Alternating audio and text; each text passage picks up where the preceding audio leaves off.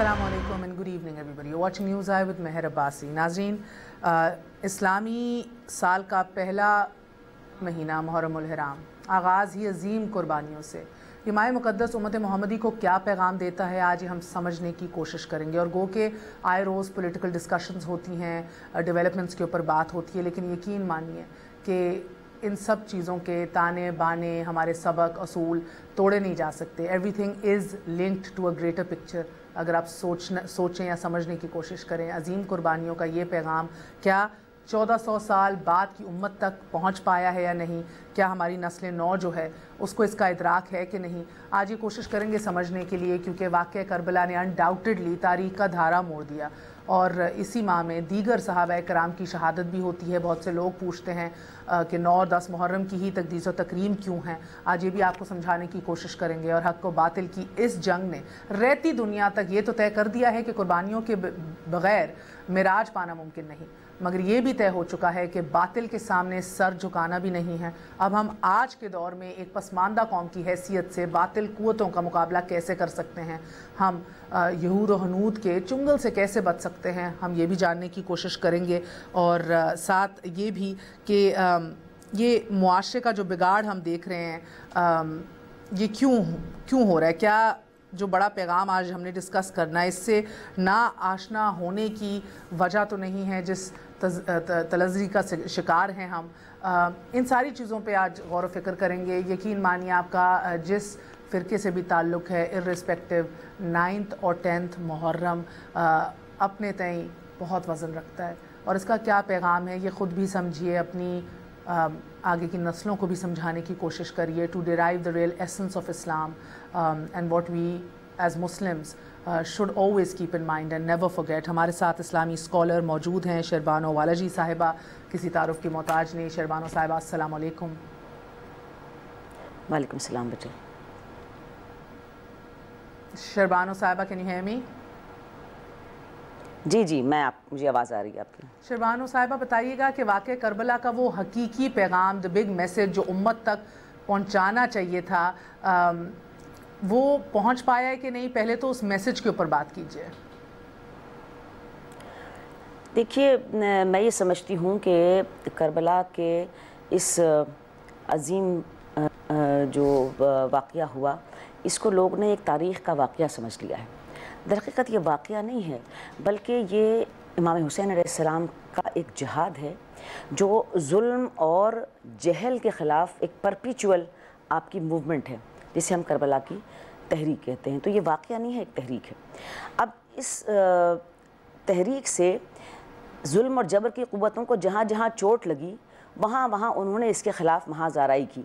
ये जो आप अभी अपने इंट्रो में कह रही थी कि इसको सही समझा नहीं गया और उसके लिए जो है वो एक सॉफ्ट कॉर्नर नहीं डेवलप हो पाया, उसकी वजह यह है कि जिनके हाथ में इक़्तिदार था और जो जबर के ज़रिए से हुकूमतें कर रहे थे लोगों पर और करते हैं, उनको कभी भी अदल की, इंसाफ की बात पसंद नहीं आती। तो करबला एक परपीचुअल जिहाद है, एक तहरीक है जिसे नवासे रसूल इमाम हुसैन अलैहिस्सलाम ने शुरू किया और जिसका मकसद हर दौर के जुल्म और जहल का मुकाबला करना है। तो अब हम मैसेज करबला से क्या ड्राइव करते हैं कि हम इंसान हैं। सबसे पहले तो हम इंसान हैं, उसके बाद हमारे अक़ीदे हैं, उसके बाद दूसरी हमारी एफिलिएशंस हैं, लिंग्विस्टिक एफिलिएशंस हो सकती हैं और different other types of affiliations हो सकती हैं। लेकिन सबसे पहले तो हम इंसान हैं। और इंसान को क्या अदल नहीं चाहिए, इंसान को इंसाफ नहीं चाहिए, इंसान को जहल से आज़ादी नहीं चाहिए, इंसान को उसका राइट और हक़ शराफत के ज़रिए से और वक़ार के ज़रिए से ज़मीन पर रहने के लिए नहीं चाहिए। ये सारी बातें बुनियादी हैं और बेसिक नेसेसिटी हैं किसी भी पुरवक़ार इंसानी माशरे के लिए। तो लिहाजा करबला हर उस माशरे के लिए जो वक़ार इंसानी पर यकीन रखता हो, करबला तो एक मीनारे नूर है, एक तहरीक है कि जिस तहरीक में हर दौर के जुल्म और जहल के ख़िलाफ़ मुकाबला करने की क़ुव्वतें जो हैं वो उस झंडे के नीचे जमा होती हैं, जिसे करबला या तहरीक इमाम हुसैन अलैहिस्सलाम कहते हैं। तो simplest of the simple message Karbala का यही है कि हमने जुल्म और जहल के ख़िलाफ़ जिहाद करना है। आपको पता है जिस मुल्क में हम रहते हैं, जिस दौर में हम रह रहे हैं, जहल क्या है, गलत क्या है, जुल्म क्या है, उसका तसव्वुर भी आज स्क्यूड हो चुका है। میرے نزدیک جو غلط ہے وہ آپ کے نزدیک صحیح ہے. We seem to have blurred those lines. Actually دیکھو بات یہ ہے کہ ہر ایک نے اپنی انا اور اپنے جو اس کی سوچ ہے نا اس کے مطابق اس سسٹم کو سمجھا بھی ہے اور اس کو ڈھالنا بھی چاہا. لیکن کسی نے انصاف اور سچائی کے تقاضے کے تحت نہ تاریخ کو جانا نہ موجودہ صورتحال سے تاریخ کا کوئی لنک بنایا. دیکھیے جب بھی ہم زندگی کا سفر طے کرتے ہیں اور معاشرے فرد کی کوئی حیثیت نہیں ہوتی. اگر ہم قرآن کریم کا بھی مطالعہ کریں تو وہاں فرد سے زیادہ گروہ کی بات کی گئی ہے. تو ہمارا ایک پیر تاریخ میں ہوتا ہے اور ایک پیر ہمارا حال میں ہوتا ہے اور مستقبل کی ہمیں فکر ہوتی ہے. تو ہم نے تاریخ کو فراموش کر دیا. حال میں ہم اندھیرے کے اندر ایک دوسرے کے ساتھ دست و گریباں ہیں اور مستقبل کی ہمیں کوئی فکر نہیں ہے. تو ایسی صورتحال میں ہم یہ سمجھیں کہ ہم جہل کا مقابلہ کر لیں گے اور ہم ظلم کا مقابلہ کر لیں گے. تو ہمارے سامنے رول ماڈل تو ہے لیکن ہم اس رول ماڈل کو فالو کرنے کے لیے تیار نہیں ہیں کیونکہ ہمارے vested interest you mention role model. بتائیے جس پیغام کا ہم ذکر کر رہے ہیں کہ اس کو پہنچانا چاہیے تھا, کیا اس میں مورخین اور مصنفین کے ساتھ ساتھ ممبر اور محراب کا کلیدی رول ہے؟ Of course as we understand. لیکن کیا آپ سمجھتی ہیں کہ ممبر اور محراب نے بھی اپنا پورا فرض دیانتداری سے ادا کیا ہے؟ نہیں, میری بات سنیں. اصل میں ایسا ہوا کہ دیکھیے تاریخیں جو ہیں وہ لکھی گئیں بنی امیہ اور بنی عباس کے دور میں. اس کے بعد ایک بادشاہت ہوتی ہے نا جو منارکی اسلام کے اندر آ گئی, مسلمانوں کے اندر آ گئی, اسلام تو مجھے نہیں کہنا چاہیے, مسلمانوں کے اندر جو منارکی آئی اس نے گروپس ڈیولپ کیے, اپنے حمایتیوں کے گروپس, جو ان لوگوں پر ان کی زیادہ عنایات تھی ان کے گروپس, حتیٰ کہ سیریل کلرز کے گروپ ڈیولپ کیے گئے. دیکھیے ہم اس تاریخ میں بصر بن ارطاد کا نام سنتے ہیں, زیاد کا نام سنتے ہیں, ابن زیاد کا نام سنتے ہیں, حجاج بن یوسف کا نام سنتے ہیں, مسلم ابن عقبہ کا نام سنتے ہیں. یہ کون لوگ ہیں؟ یہ سیریل کلرز ہیں تاریخ کے. تو اور یہ سارے کے سارے مسلمانوں کی تاریخ کے اندر موجود ہیں. اب ہر دور میں یہ ممکن نہیں ہے کہ لوگوں کے اندر اتنا حوصلہ ہو اور عام عوام کے اندر اتنا حوصلہ ہو کہ وہ ظلم اور جبر کے خلاف ڈٹ کر کھڑے ہو جائیں. لوگ اسی وقت کھڑے ہوتے ہیں جب ایک بہت ہی واضح لیڈرشپ ان کے پاس ہو, بے خوف لیڈرشپ, اور دوسرے ان کے جو حوصلے بڑھانے کے لیے کوئی نہ کوئی ان کے دائیں بائیں کوئی سپورٹ میکینزم ہوتا ہے, تب لوگ کھڑے ہوتے ہیں. ورنہ عام طور پر لوگ جو ہیں وہ خوف اور ڈر کا شکار ہوتے ہیں اور کہتے ہیں کہ ٹھیک ہے جو حالات چل رہے ہیں, ایکویزنس جسے کہتے ہیں نا کہ سسٹم سے ایکویزنس. تو ابھی بھی جو ہمارے ہاں معاملات چل رہے ہیں مطلب سارے مسلم ورلڈ میں اور جس طرح انٹرنیشنل پالیٹکس کا ہم شکار ہو گئے ہیں, تو ایکویزنس ہے نا ہمارے اندر. ہم نے کہا چلو ٹھیک ہے ہماری جان بچی رہے, ہمارا گھر بچا رہے, ہمارے بچے بچے رہیں. ہاں گروہ پر یا قوم پر کوئی مصیبت آ جائے تو اب ہم اکیلے آدمی کیا کر سکتے ہیں. تو یہ ہمارا من حیث القوم یہ رویہ ہو گیا ہے. اب امپورٹنٹ بات یہ ہے کہ آپ نے کہا کہ ممبر و محراب نے اپنا رول پلے نہیں کیا. میرے عزیز آپ تو میرے بیٹی کی طرح ہو اور میں برسوں سے آپ کو یہ بات بتاتی رہی اور ابھی بھی پھر کہوں گی کہ ہم کو تاریخ کے ایک طالب علم کی طرح اس تمام واقعات کو حالات کو ری وزٹ کرنے کی ضرورت ہے. ممبر و محراب اس لیے اپنا فرض پورا نہ کر سکے کیونکہ جو کچھ ان کے ہاتھ میں تھا تاریخ کی وہ اتنی ڈسٹارٹڈ سچویشن اور پوزیشن تھی کہ جس میں اگر وہ اس کے خلاف بات کرتے تو صاحبان حکومت ان کے پیچھے پڑ جاتے اور اگر اس کے حمایت میں بات کرتے ہیں تو وہ لوگوں کی گمراہی کا باعث بنتا ہے. دیکھیے اگر ہم تھوڑی سی تاریخ پر نظر ڈالیں تو ابو جعفر منصور نے امام ابو حنیفہ کو جیل میں ڈال کر قتل کروا دیا تھا. کیوں؟ اس لیے کہ وہ کسی موقع پر اس کے لیفٹ سائڈ پر آ گئے. تو اسی طرح لوگ جب حکمرانوں کے اور اسپیشلی ٹائرنٹس کے لیفٹ سائڈ پر آتے ہیں تو پھر جان کی کوئی ضمانت نہیں رہتی. تو ہم عام طور پر اگر یہ سمجھیں کہ سارے لوگوں کے اندر یہ حوصلہ ہوگا تو پھر صرف امام حسین کیوں کھڑے ہوئے؟ صاحبہ ایک چھوٹا سا وقفہ لیں گے, اجازت دیجیے. we're going to be right back.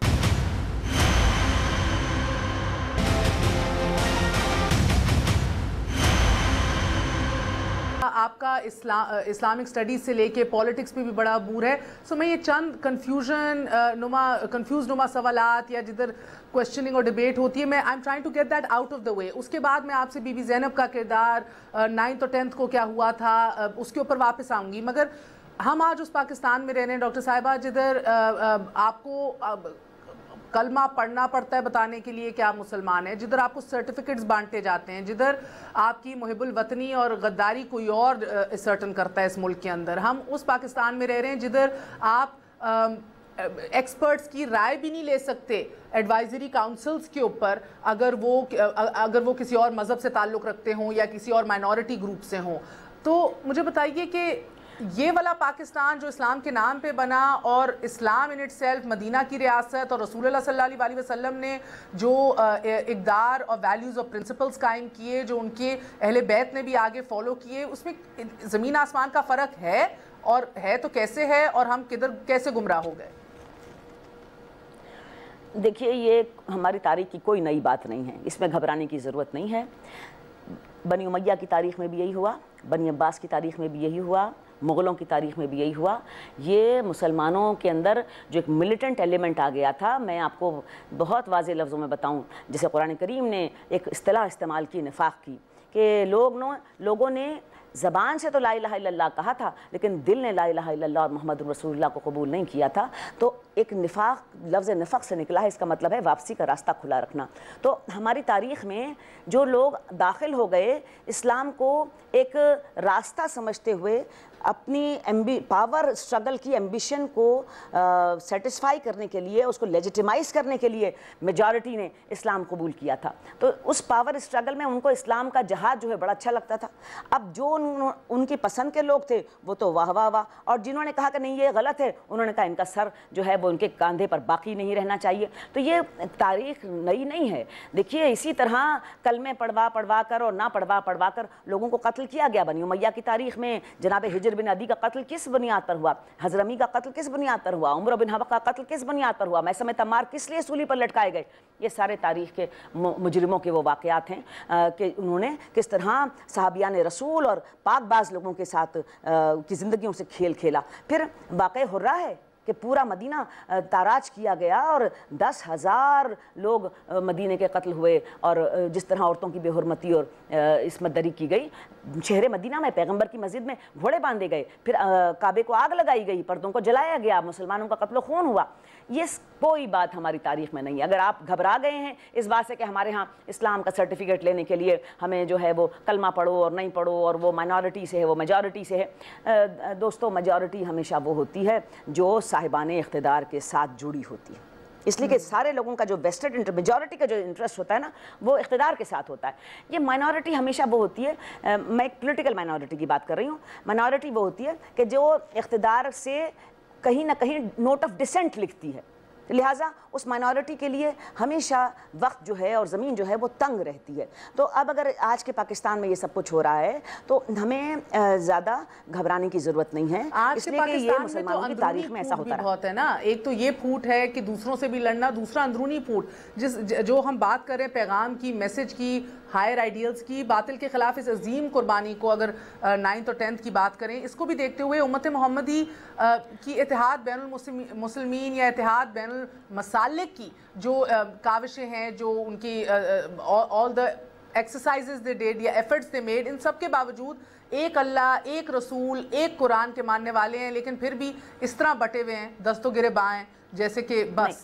دیکھیے یہ ہمارے unfortunate, it's very unfortunate for this Pakistan which has been earned in the name of Allah, Rasul and Islam. تو میں اس سچویشن کو ڈفرینٹ اینگل سے دیکھتی ہوں, کیونکہ ایک میرا سیاسی بھی ایک انالیسس کرنے کا طریقہ کار ہے. دیکھیے یہ ہمارے ہاں پاکستان میں جو کچھ ہوا یا ہو رہا ہے, یہ اگر آپ mid 70s میں یا ارلی 70s میں چلے جائیے تو اس طرح کا کیوس نہیں تھا. یہ کیوس بھی انٹرنیشنل ایک پالیٹکس کا ہم ایک حصہ بنے, ایک پراکسی کا حصہ بنے, اور اس کے بعد ہم نے ایک فساد کے اندر اپنے آپ کو جھونک دیا. اس فساد میں قوم تباہ ہوئی, ملت تباہ ہوئی, اتحاد و اتفاق پارا پارا ہوا. ہاں مقتدرہ کے چند لوگوں, یہ نہ کہیں آپ کہ ہمیں فقط انٹرنیشنل ایجنسیوں نے گھسیٹا اور ہمیں فلانے ملک نے گھسیٹا, ہمیں فلانے ملک نے گھسیٹا. ہم اتنے بھولے نہیں تھے کہ ہم روٹی کو توتی اور پانی کو مم کہتے تھے. ہم بھی سمجھدار تھے اور سب باتیں جانتے تھے, لیکن جان بوجھ کر وہ لوگ جن کے ہاتھ میں عنان اختیار اور اقتدار تھا, انہوں نے اس آگ میں چھلانگ لگائی اس میں ان کا تو مانیٹری اور مٹیریل بینیفٹ تھا، لیکن ساری قوم کا اخلاقی گراوٹ ہوئی، اتحاد و اتفاق پارا پارا ہو گیا، دست و گریباں ہو گئے، قتل و خون اور مارکہ آرائی کا سلسلہ شروع ہو گیا۔ آج ہمارے شہر محفوظ نہیں ہیں، ہماری درسگاہیں محفوظ نہیں ہیں، ہمارے ہسپتال محفوظ نہیں ہیں۔ ہسپتال میں آپ زخمی کو لے جاؤ تو وہاں بم پھٹتا ہے، اسکول میں آپ بچے کو داخل کرو تو آپ کو فکر رہتی ہے کہ نہ معلوم کس طرف سے کون کود کر آئے گا اور اس کو قتل کر کے چلا جائے گا۔ بازار میں آپ جاؤ تو آپ سیف نہیں ہیں، مسجد میں آپ جاؤ تو آپ وہاں سیف نہیں ہیں۔ آپ مجھے بتائیے اور کیا انڈرسٹینڈ دیٹ جو بھی ہسٹری سے آشنا ہے وہ سمجھتا ہے، مگر برداشت جو ہے وہ تو واقع کربلا کا ایک کھلا پیغام تھا نا، اور ہے سو نظریہ یا عقیدہ ذاتی معاملہ ہونے کے باوجود بھی ہم دیکھ رہے ہیں کہ دوسرے کو تسلیم نہ کرنے کا رویہ، کیا معاشرے کا بگاڑ جو ہے وہ اس پیغام سے نا آشنا ہونے کی وجہ سے ہے، اور وہ برداشت کس طرح نمایاں ہوئی واقع کربلا کے اندر وہ بتائیے، ایگزامپلز دیجئے، برداشت کے کون سے اعلیٰ ایگزامپل سیٹ کیے گئے؟ دیکھیے واقعہ کربلا جو ہے نا وہ تو ایک مسلمانوں کی تاریخ کا ایک ایسا واقعہ ہے، واقعہ نہیں ہے بلکہ ایک تحریک ہے۔ میں نے آپ کو پہلے شروع میں کہا کہ ایک تحریک ہے۔ تحریک کا مطلب ظلم اور جہل کے ساتھ مسلسل مقابلہ آ رہی ہے، ایک پرماننٹ اپوزیشن پارٹی ہے کربلا، کہ جس نے ہر ظالم اور ہر جاہل کے ظلم کے اور اس کے جہل کے خلاف جو ہے وہ مارکہ آرائی کا تہیہ کیا ہوا ہے۔ اب آپ اگر ٹالرنس کی بات کرتے ہیں اور دشمن یا مخالف، دشمن بھی نہیں کہوں میں، مخالف یا آپ کے اوپینین کے ساتھ مخالفت رکھنے والے کی بات کروں تو امام حسین علیہ السلام، یہ تو بہت چھوٹی سی بات ہے، امام حسین علیہ السلام کو تو گھیرنے کے لیے ہو رہا گیا تھا 2000 کا لشکر لے کر، اور اس کو حکم تھا ابن زیاد کا کہ آپ کو گرفتار کر لو، اور جب آپ نے اس کو آتے ہوئے دیکھا اور اس کے لشکر کو تو اتنے پیاس کی شدت تھی صحرا کے اندر کہ وہ پیاس سوار اور سواریوں دونوں کی زبانیں باہر نکلی پڑ رہی تھیں۔ تو ایسے میں امام حسین علیہ السلام کا کردار دیکھیے آپ کہ مخالفت اپنی جگہ اور انسانیت اپنی جگہ، آپ نے فوراً اپنے مشکوں کے دہانے کھلوا دیے اور ایک ایک سوار کو پانی پلایا، ایک ایک سواری یعنی گھوڑوں کو پانی پلایا، اور گھوڑا اگر آپ اینیملز کی جو سائیکالوجی یا ان کا جو ایٹیٹیوڈ ہوتا ہے اس کو جانیں تو گھوڑا کبھی ایک بار میں پانی نہیں پیتا، 3 دفعہ میں پانی پیتا ہے۔ تو آپ یہ دیکھیے کہ اس صحرا کے اندر آپ نے اپنی مشکوں سے ایک ایک گھوڑے کے سامنے 3 دفعہ پانی کا تشت رکھوا دیا۔ حالانکہ آپ کے کچھ ساتھیوں نے کہا کہ فرزند رسول دور دور تک یہاں پانی کی سبیل نہیں ہے، ہمارے ساتھ چھوٹے بچے ہیں، تو آپ نے ارشاد فرمایا کہ میں ساقی کوثر کا نواسا ہوں، کیسے ممکن ہے کہ انسان میرے سامنے پانی کے لیے ترس کر مر جائے اور میں اپنے پانی کو محفوظ رکھوں؟ تو اخلاق اور انسانیت تو یہ ہے۔ تو کربلا میں تو جو آپ کو گرفتار کرنے کے لیے آئے اور جو آپ کو گھیرنے کے لیے آئے، آپ نے ان پر بھی پانی کی سبیل بند نہیں کی۔ تو یہ کربلا کا میسج ہے کہ آپ کی مخالفت اپنی جگہ۔ اور بہت اہم بات ہے کہ ایسا نہیں ہے کہ ہم نے کربلا سے کچھ نہیں سیکھا۔ دیکھیے ہم نے کربلا سے تہذیب سیکھی، علم سیکھا، ہماری شاعری نے، ہماری تاریخ نے، ہمارے ادب نے، ہمارے ذہن و شعور نے اس تحریک سے مسلسل ایک فیض پایا ہے۔ ہاں یہ بات ہے کہ ہر آدمی اپنے شعور کی کیپیسٹی کے مطابق کسی بھی چیز سے اپنا اثر حاصل کرتا ہے۔ کسی کا شعور زیادہ ہے اور زیادہ زرخیز ہے، وہ ان باتوں سے زیادہ اپنا فائدہ اٹھا سکتا ہے، کسی کا شعور کم ہے تو وہ جہل اور اچھا تھوڑا سا وقفہ لیں گے، stay with us on news آئی۔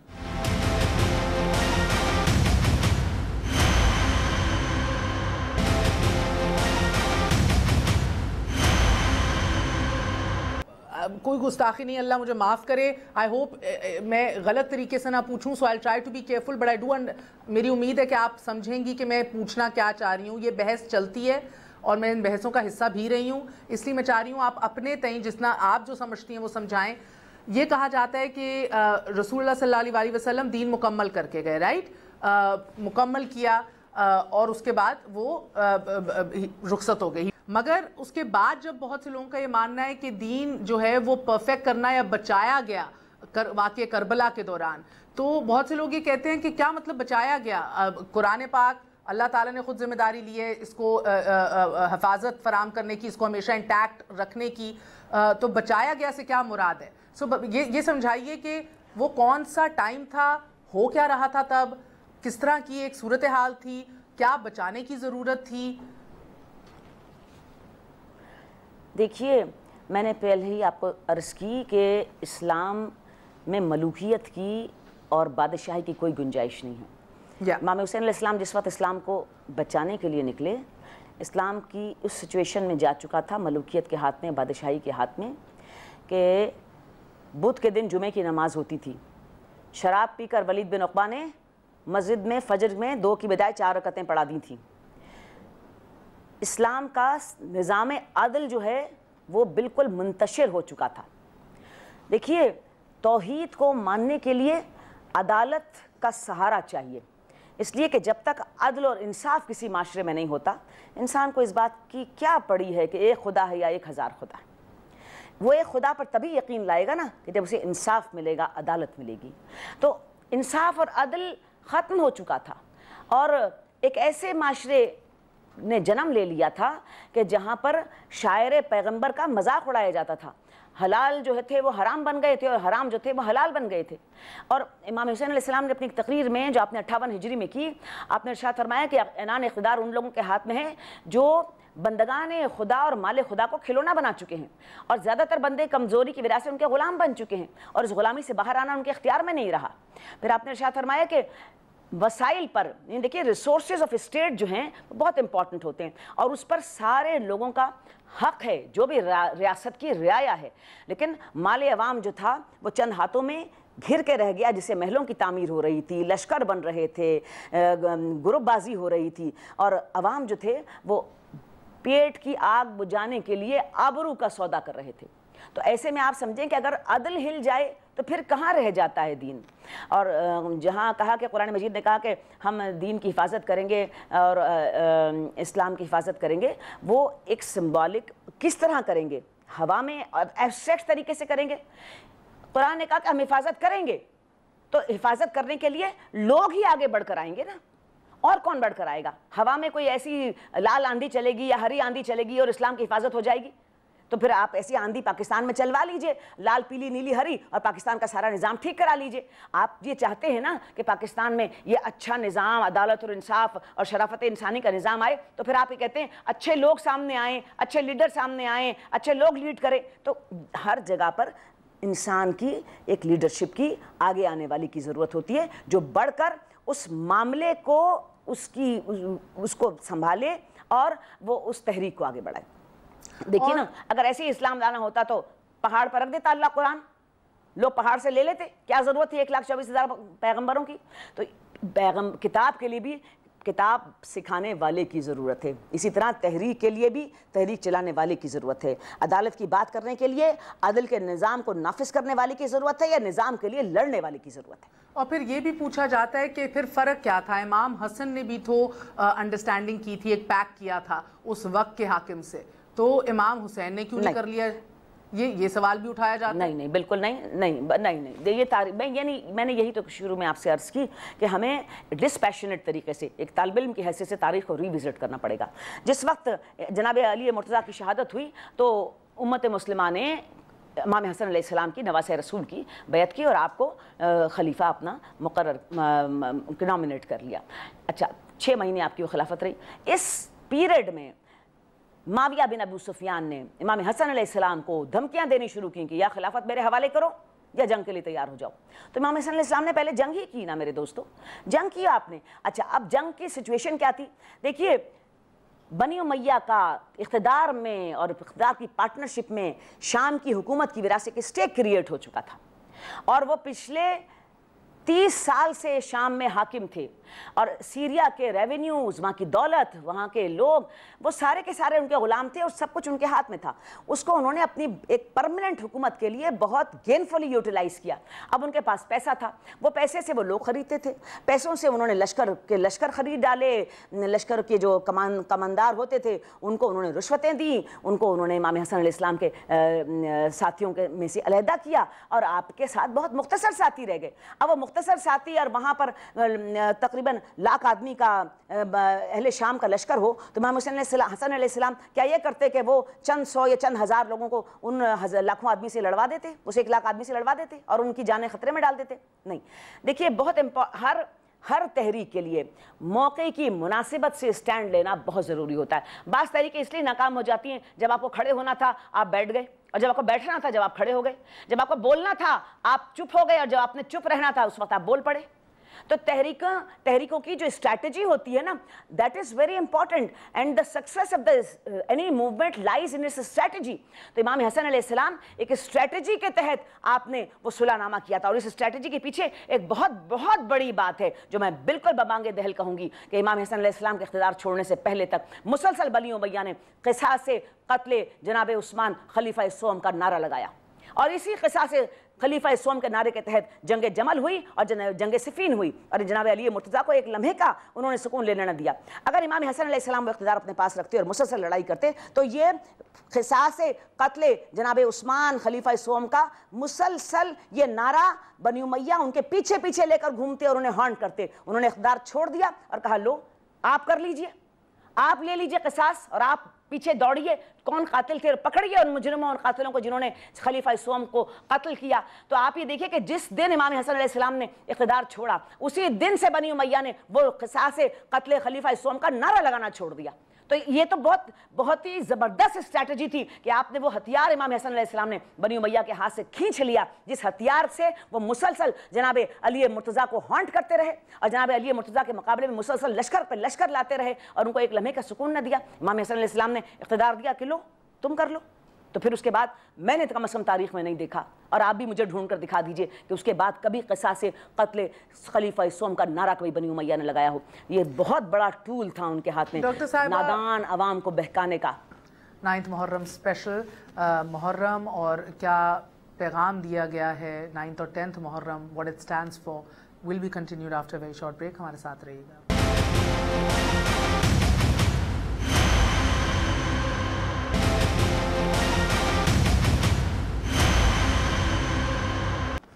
9 की शब है, 9 आगाज़ हो चुका है, अगले दिन कल 10वीं मुहर्रम होगी। आज की रात कैसी गुजरी? छोटे अली असगर से लेके बीबी सकीना से लेके हज़रत अली अकबर से लेके इन सब पे आज की रात बीबी ज़ैनब क्या सोच रही थी? क्या मौरख क्या लिखता है, क्या बताता है? इमाम हुसैन पे क्या बीत रही थी? जिस वक्त आप इस ज़मीन पर आए थे ना, जिसे कर्ब और बला की ज़मीन कहते हैं, आपने खाक को मुट्ठी में उठाया, उसे सूंघा और उसके बाद उसे वापस ज़मीन पर फेंक दिया और कहा ये वही खाक है, ये वही ज़मीन है जिसका मेरे नाना ने मुझसे तस्करा किया था, ये मेरी वादागाह है, यहाँ मैं कत्ल होऊंगा, मेरे बच्चों का खून बहाया जाएगा, मेरी हतक हुर्मत होगी, मेरे घरों को जलाया जाएगा। फिर आपने हुक्म दिया कि खैमे बांध दो, दरिया के किनारे खैमे लगा दिए गए। चौथी मुहर्रम को आप ये देखिए कि बनी उमैया की शरारत, और ये जंग या लड़ाई तो थी नहीं, ये तो इंतकामी कार्रवाई थी, और इमाम हुसैन अलैहिस्सलाम उस इंतकामी कार्रवाई के सामने एक चट्टान बनकर खड़े हो गए ताकि आपकी पीठ के पीछे इस्लाम बच जाए और क़यामत तक के लिए हक़ और बातिल फ़र्क हो जाएं। देखिए एक जुमला मैं मुस्लिम इब्न अक़बा का ज़रूर दोहराना पसंद करूँगी कि जब उसने काबे के पर्दों को आग लगाई तो उसने 5 वसीयतें की। वो जर्नल था यजीद का, तो उसने कहा कि मैं बख्शा जाऊँगा। 5वीं वसीयत ने कहा कि मुझे यकीन है कि मेरी नजात हो जाएगी। यानी मदीने को बर्बाद करने वाला और काबे के पर्दों को आग लगाने वाला कहता है मैं बच जाऊँगा, मेरी नजात होगी, क्योंकि मैंने अपने उलिल अमर यजीद की इताअत की है। अगर नादानी और जहल पे जहन इस हद तक आमादा हो जाए कि यजीद के कहने पर अगर काबे को ताराज किया जाए और पर्दों को आग लगाकर उसमें जानवर बांधे जाएं और कोई ये कहे कि मैंने उलिल अमर की इताअत की और मैं बख्शा जाऊंगा, तो उस माइंडसेट के लोग इमाम हुसैन अलैहिस्सलाम के सामने थे।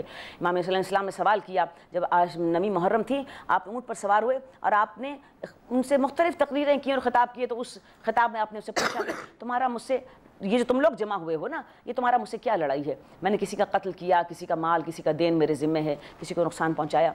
तो उन्होंने कहा नहीं, हम हुसैन आप इस तरह के हमारा आपके साथ कोई मामला नहीं है, लेकिन हम आपके वालिद का बदला आपसे लेना चाहते हैं। अब वालिद का बदला क्या है? बदरो उहद, कि जहाँ पर बदर में आपने बनी उमैया के क्रेस्ट को साफ़ कर दिया, उहद में आपने बनी अब्दुद्दार की क्रेस्ट को साफ़ कर दिया। तो जनाब अली मुर्तज़ा ने वो जंगें अपनी ज़ाती अना और ख्वाहिशों के लिए नहीं लड़ी थी, इस्लाम की सरबुलंदी के लिए लड़ी थी, जबकि वो हालत सामने वाले मुखालिफिन हालत कुफ्र में थे। अब 9वीं मुहर्रम को इमाम हुसैन अलैहिस्सलाम अपने खेमे के बाहर बैठे हुए थे और आप सर अपने घुटने पर आपने टेक रखा था और हाथ कब्ज़े तलवार पर था। जनाब ज़ैनब भाई के साथ मुसलसल साई के तौर पर रहती थी, आप खेमे के दरवाजे पर्दे के साथ लगी खड़ी थी। आपने देखा कि फ़ौजें आ रही हैं ऐसे जैसे दरिया की लहरें उमड़ उमड़ कर आती हैं। आपने भाई को आवाज़ दी, इमाम हुसैन अलैहिस्सलाम ने नहीं सुनी, आप किसी गहरी सोच में थे। तो आपने फिर शाना हिलाकर कहा कि भाई मेरी बात सुनिए। तो इमाम हुसैन अलैहिस्सलाम ने बहन की तरफ पलट कर देखा तो कहा भाई वो सामने देखिए, फ़ौजें उमड़ी चली आती हैं। तो इमाम हुसैन अलैहिस्सलाम ने इन फ़ौजों की तरफ देखा और مقاتل اور تاریخیں لکھتی ہیں کہ رتی برابر بھی امپریشن نہیں لیا۔ ارے آخر پیغمبر کے بیٹے تھے، ان کا گوشت اور خون تھے، یہ تبر تیغ اور تلواروں سے کھیلتے ہوئے ان کی والد کی اور ان کی زندگیاں گزری تھیں۔ وہ چند بزدلوں کے چڑھ کر آنے سے کہ وہ ان کی جان لے لیں گے، امام حسین علیہ السلام خوفزدہ ہونے والے نہیں تھے۔ آپ نے ایک لمحے کی بھی امپریشن نہیں لی، اور آپ نے اپنی بہن کی طرف دیکھ کر کہا بہن میں نانا سے باتیں کر رہا تھا، یعنی آپ حالت خواب کی کیفیت میں اپنے نانا سے کچھ کلام فرما رہے تھے، کچھ گفتگو کر رہے تھے۔ تو پھر جب فوجیں قریب آ گئیں تو آپ نے پوچھا، اپنے بھائی کو آواز دی، جا کر پتہ کرو جناب عباس کو کہ یہ فوجیں کیوں آئی ہیں۔ تو کہا کہ مغرب کا وقت ہے، کہا یہ حملہ کرنا چاہتے ہیں، لڑائی چاہتے ہیں۔ تو آپ نے کہا کہ جنگ کو صبح کے لیے موقوف کرو، میں یہ رات جو ہے اللہ کی عبادت میں بسر کرنا چاہتا ہوں۔ نہیں راضی ہوا عمر سعد کہ ہم ابھی جنگ کریں گے، لیکن کچھ لوگوں نے کہا کہ اب تو رات ہی ہو رہی ہے، تو ٹھیک ہے، ایک رات کی مہلت کون سی ایسی بڑی بات ہے، صبح بھی ہم نے ان کو کاٹ ہی پھینکنا ہے اور ابھی بھی کاٹ ہی پھینکنا ہے۔ تو بہرحال وہ رات کی مہلت ملی۔ اب امام حسین علیہ السلام کا رویہ دیکھیے امام حسین علیہ السلام لوگوں کو کسی خطرے میں ڈالنے کے لیے اپنے ساتھ نہیں لائے تھے، اور بہت بڑا کوئی لشکر بھی آپ کے ساتھ نہیں تھا۔ آپ کے خاندان کے، آپ کے اپنے عزیز و اقربا میں سے 18 جوان، باقی آپ کے 200 رہباب، اور سب کو اگر کاؤنٹ کیا جائے تو 125 کے قریب لوگ امام حسین علیہ السلام کے ساتھی آپ کے اس میدان میں بنتے ہیں، جس میں 6 مہینے کا بچہ بھی ہے، اور 70 سال سے پلس حبیب ابن مظاہر بھی ہیں، اور مسلم ابن اوسجا بھی ہیں، جو عمر رسیدہ لوگ ہیں، اور دوسری طرف 55 کے قریب خواتین اور بچیاں اس قافلے کے اندر۔ تو امام حسین علیہ السلام چراغ بجھا دیتے ہیں جمع کر کے سب کو، اور کہتے ہیں کہ میں نے آج تک جس نے میرا ساتھ دیا، میں اس کی اس کوشش و کاوش کو قبول کرتا ہوں اور شکریہ ادا کرتا ہوں، اور اس بات کی ضمانت لیتا ہوں کہ میں اپنے نانا سے آپ کو حوض کوثر پر پانی بھی پلواؤں گا اور آپ کو جنت کے اندر داخل بھی کرواؤں گا۔ لیکن اب یہ میری خون کے پیاسے ہیں، آپ میں سے جو جانا چاہتا ہے وہ چلا جائے۔ کوئی نہیں اٹھا۔ آپ نے چراغ بجھا دیا کہ شاید لوگ روشنی کی وجہ سے میرے سامنے اپنا چہرہ نہ دکھانا چاہتے ہوں۔ آپ نے چراغ بجھا کر کہا اندھیرا ہے، اندھیرے کا فائدہ اٹھائیے اور جو جانا چاہتا ہے چلے جائیے۔ کافی دیر تک چراغ بجھا رہا۔ جب آپ نے دوبارہ چراغ جلایا تو سارے کے سارے اسی طرح بیٹھے تھے۔ اس کے بعد پھر انصار میں سے، آپ کے دوستوں میں سے مسلم ابن اوسجا، زہیر ابن قین، حبیب ابن مظاہر نے جو تقریریں کی، وہ تاریخ کا ماسٹر پیس ہیں۔ کسی طرح جب آپ کسی بات پر، سچائی پر، کسی حق پر کنورٹ ہوتے ہیں تو پھر آپ کو اس بات کی پرواہ نہیں رہتی کہ آج کی جان ہے یا 24 گھنٹے آپ نے زندہ رہنا ہے یا 24 سال آپ نے زندہ رہنا ہے، پھر آپ ہیں اور سچ ہے اور حق ہے۔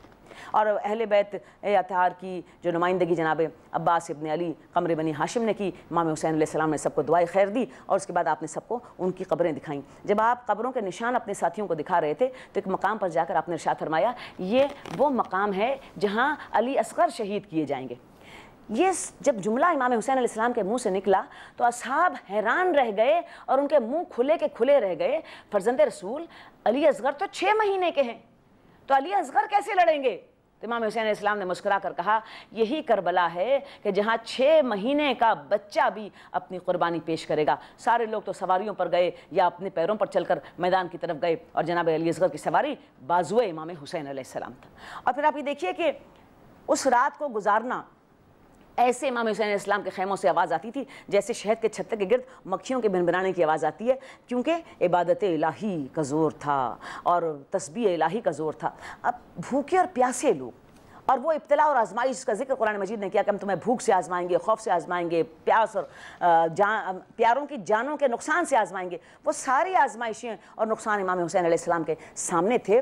اور پھر آپ یہ دیکھیے کہ وہ مائیں جن کے سامنے ان کے جوان بچے گھوم رہے تھے اور انہیں پتا تھا کہ کل یہ بچے زندہ نہیں رہیں گے، وہ بہنیں جن کے سامنے ان کے جوان بھائی گھوم رہے تھے، انہیں پتا تھا کل کے بعد ان کی صورتیں ہمیں دیکھنے کو نہیں ملیں گی، وہ بیٹیاں جن کے باپ ان کے سامنے تھے، انہیں یقین تھا کل ان پر یتیمی کی ایک ایسی کالی گھٹا آ جائے گی جس گھٹا کو پھر کوئی ہٹانے والا نہ ہوگا۔ اس کے باوجود آپ اس قافلے کے عزم اور حوصلے کو داد دیجیے کہ امام حسین علیہ السلام کی سربراہی میں انہوں نے عزم اور افتخار کی وہ تاریخ رقم کی کہ آج تک بھی حق ان کے ساتھ ہے اور ان کا مد مقابل باطل کے کٹہرے کے اندر کھڑا ہوا ہے، بے سر و سامانی کی حالت کے اندر۔ اور پھر وہ صبح جب عاشور کی ہوئی، اس رات کا اختتام جسے شب عاشور کہتے ہیں، تمام رات اللہ اکبر، وہ ذکر پروردگار، وہ تلاوت قرآن۔ اور جب صبح ہوئی تو آپ نے اپنے بیٹے جناب علی اکبر سے کہا کہ علی اکبر اذان دو، اور امام حسین علیہ السلام بیٹے کے اذان دینے کے ساتھ ساتھ جواب دیتے جاتے تھے۔ اور ادھر ابھی یہ نماز فجر ختم ہی نہیں ہوئی تھی کہ فوج یزید نے حملہ کر دیا، جسے حملہ اولا کہتے ہیں۔ آپ نے اپنے بیٹے کو آواز دی، تقدم ولدی، میرے لال آگے بڑھو اور ان حملہ آوروں کا جواب دو۔ اس وقت بھی آپ یہ دیکھیے یہ اخلاق کی انتہا ہے امام حسین علیہ السلام کی. کسی ساتھی کو, کسی غلام کو, کسی دوست کو نہیں کہا آپ نے کہ تم آگے بڑھو. سب سے پہلے اپنے نوجوان بیٹے 18 برس کے جناب علی اکبر کو آواز دی کہ تم آگے بڑھو اور اس جنگ کے اندر سب سے پہلے تم اپنا حصہ ڈالو اور اب بڑھنے والے مخالفین کے راستوں کو روکو. اور یہ ہے اخلاق محمدی اور یہ ہے اسلام کہ آپ اگر کسی آزمائش کے لیے دعوت بھی دے رہے ہیں تو سب سے پہلے خود اس آزمائش کے اندر پیر رکھیے اور پھر پتہ چلتا ہے کہ آزمائش کی انٹینسٹی کیا ہے. تو امام حسین علیہ السلام نے اس آزمائش کی انٹینسٹی کو اپنے جوان بچوں کے ساتھ, اپنے بھائیوں کے ساتھ, 6 بھائی تھے امام حسین علیہ السلام کے ساتھ, ان کے 2 بیٹے 6 بھائی قتل ہو گئے آپ کے, اور بھتیجے اور بھانجے, یہ سب ملا کر 18 آدمی امام حسین علیہ السلام کے خاندان کے جوان قتل کر دیے گئے اور پھر اصحاب قتل کر دیے گئے. اچھا اب یہ دیکھیے کہ امام حسین علیہ السلام نے کسی کے قتل کے اوپر کہیں پر بھی کمزوری کا مظاہرہ نہیں کیا. جب جناب علی اصغر کو آپ لے کر آئے تو آپ نے عباس سے اس بچے کو دھوپ کی وجہ سے ڈھانک رکھا تھا, تو فوج یزید نے کہا کہ کیا آپ قرآن اٹھا کر لائے ہیں اور آپ صلح کرنا چاہتے ہیں؟ تو بڑے خوبصورت جواب امام حسین علیہ السلام کے کہ وہ 18 برس کی لاش دیکھو, وہ 32 برس کی لاش دیکھو, اور پھر یہ کہہ کر پردہ ہٹا دیا ابا کا اور کہا کہ میں تو اس بچے کو پانی پلانے لایا ہوں. کسی بھی قوم و ملت اور مذہب میں چھوٹے بچے کے ساتھ جنگ اور لڑائی جائز نہیں ہے. اس بچے کو تھوڑا سا پانی پلا دو, تمہاری نظروں میں مجھ سے لڑنا جائز ہے, لیکن 6 مہینے کے بچے سے تو کسی بھی مذہب و ملت میں لڑائی نہیں کی جاتی. آپ نے سوال آپ کیا, فقط سوال آپ امام حسین علیہ السلام کا ہوا وہاں پر, اور پھر اس کا جواب جو ہے وہ اس تیر سے ملا جس میں 3 پہلو تھے اور جو اونٹ کو نہر کرنے کے لیے, گرانے کے لیے استعمال ہوتا ہے, وہ 6 مہینے کے بچے کی گردن میں باندھا گیا.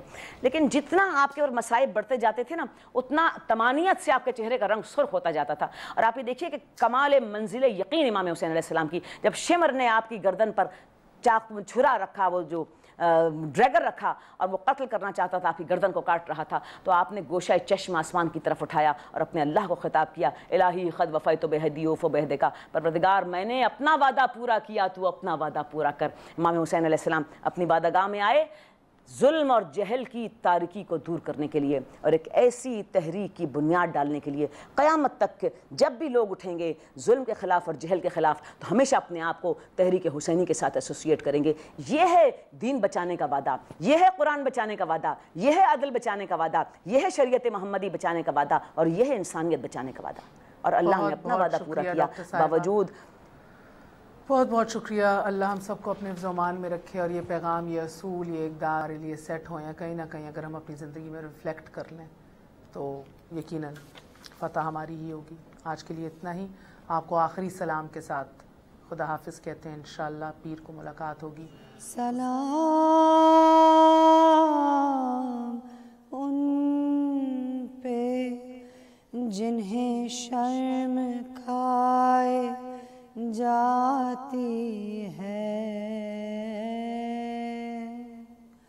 کھلے سروں پہ اسیری کی خاک آتی ہے.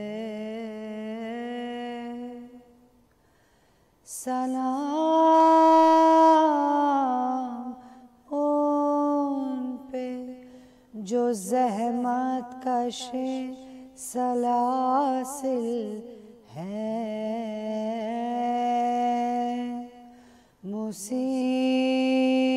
مصیبتوں میں امامت کی پہلی منزل ہے.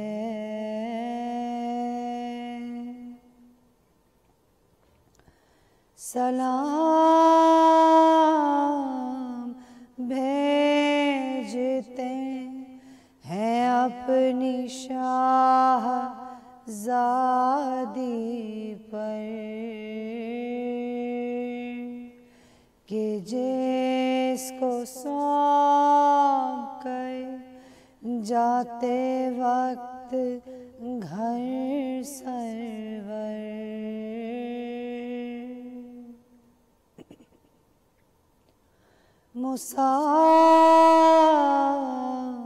مسافرت نے جسے بے بسی دکھلائی,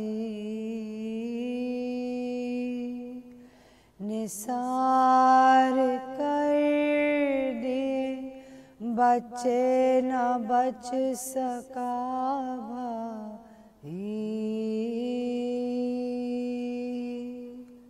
सलाम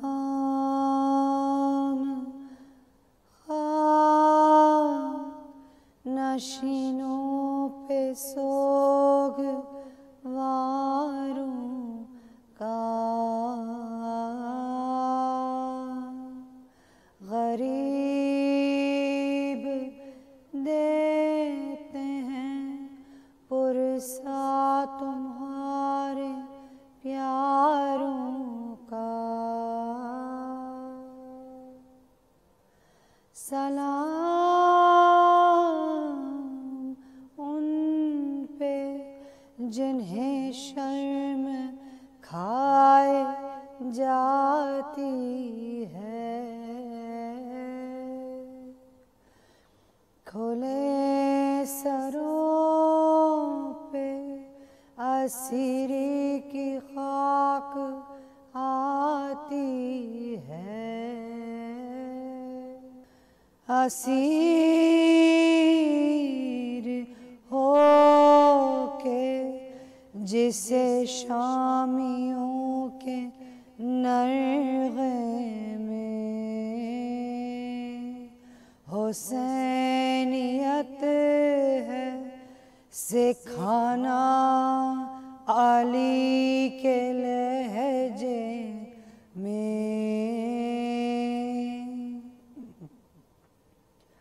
सकीना बीबी तुम्हारे गुलाम हाजिर हैं, बुझे जो प्यास तो अशकों के जाम हाजिर हैं। ये सिन ये हश्र ये सदमे नए नए भी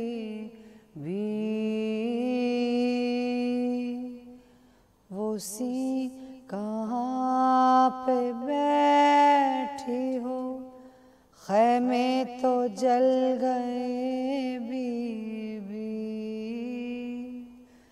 ये सिन ये हश्र ये सदमे नए नए भी कहाँ पे बैठी हो, ख़ैमे तो जल गए बीबी। सलाम मोहसिने इस्लाम ख़स्ता तन लाशों, सलाम तुम पे रसूलो बतूल के प्यारों। बचे तो अगले बरस हम हैं और ये गम फिर है, जो चल बसे तो ये अपना सलाम